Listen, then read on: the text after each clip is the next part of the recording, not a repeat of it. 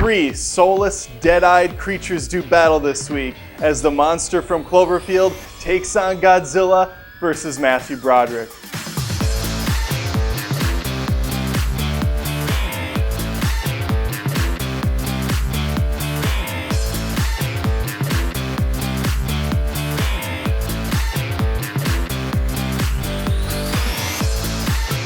This is possibly the sorriest cast I've ever had the displeasure of talking about on my show. The only bright spot comes from Bryan Cranston in the 2014 Godzilla. Since he was so great though, we better not keep him around too long. We wouldn't want any characters that we give a damn about in these movies. Why the hell is Aaron Taylor Johnson so damn boring? He was great in Kick-Ass. What went wrong here? Also, news to me, Mary-Kate and Ashley Olsen apparently had a younger sister, Elizabeth Olsen. She's also in the film.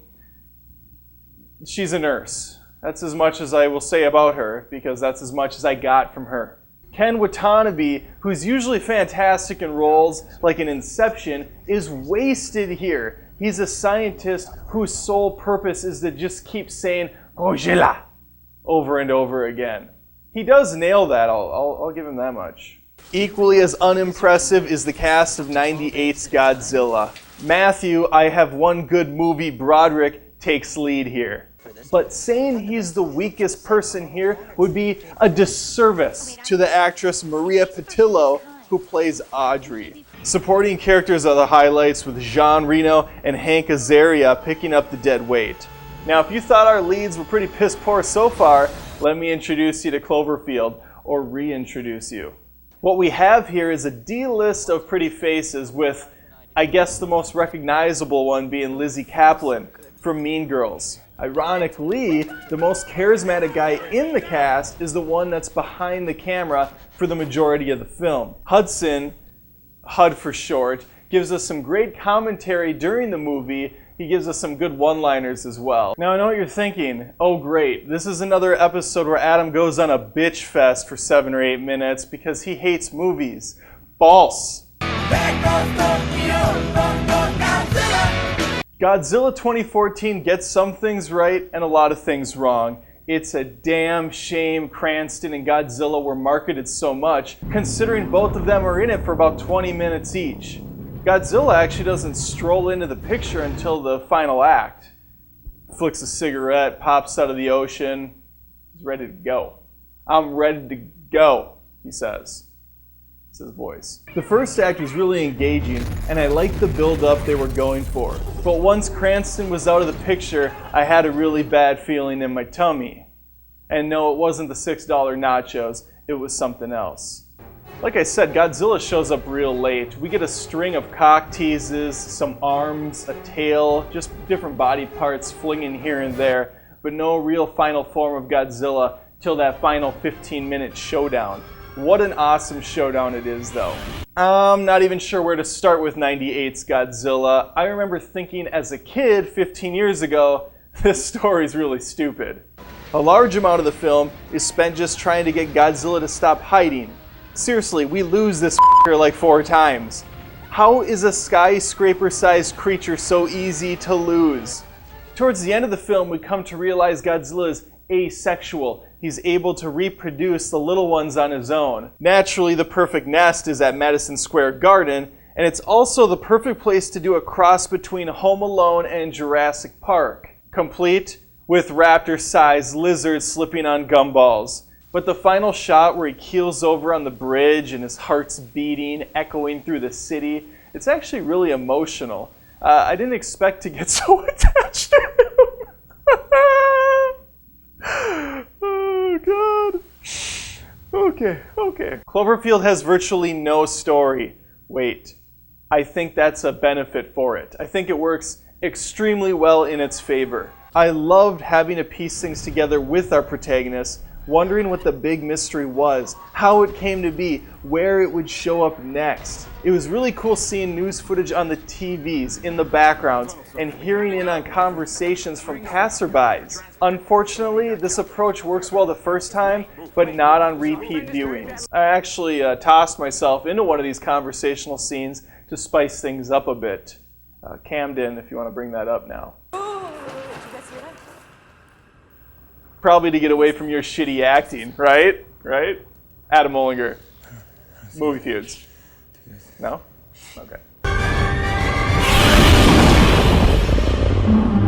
If it's a case of quality versus quantity, I think Godzilla 2014 or Cloverfield take the fish instead of take the cake. If you're looking for more of a non-stop action fest, then 98's Godzilla is your lizard.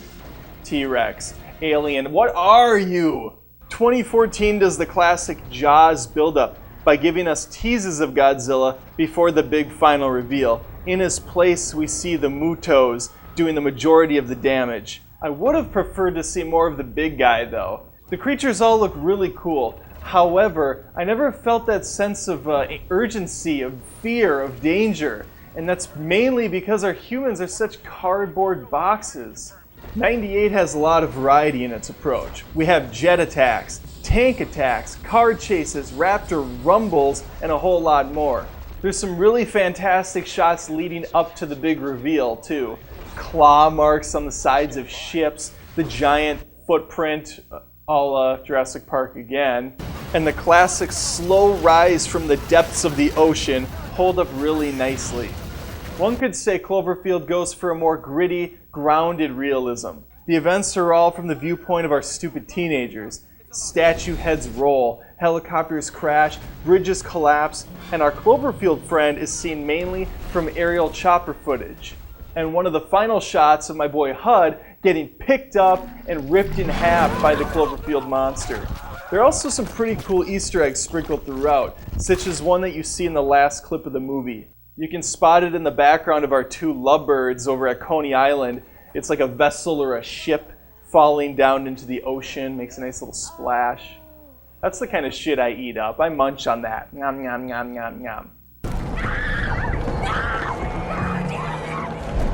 It's going to be really easy to talk about Cloverfield's music since there is none. Alright, to be fair, there is some music playing early on at that dumb little party, but after that the film strives to be as real as it can be.